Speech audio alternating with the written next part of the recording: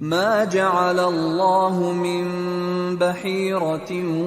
ولا سائبة ولا وصيلة ولا حام ولكن الذين كفروا يفترون على الله الكذب وأكثرهم لا يعقلون وَإِذَا قِيلَ لَهُمْ تَعَالَوْا إِلَى مَا أَنزَلَ اللَّهُ وَإِلَى الرَّسُولِ قَالُوا حَسْبُنَا مَا وَجَدْنَا عَلَيْهِ آبَاءَنَا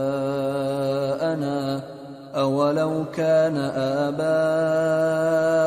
لَا يَعْلَمُونَ شَيْئًا وَلَا يَهْتَدُونَ۔ اللہ نے نہ تو کوئی بحیرہ مقرر کیا ہے اور نہ کوئی سائبہ اور نہ کوئی وسیلہ اور نہ کوئی حامی، لیکن کافر اللہ پر جھوٹ باندھتے ہیں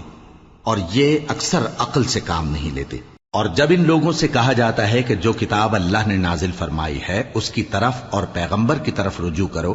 تو کہتے ہیں کہ جس طریق پر ہم نے اپنے باپ دادا کو پایا ہے وہی ہمیں کافی ہے۔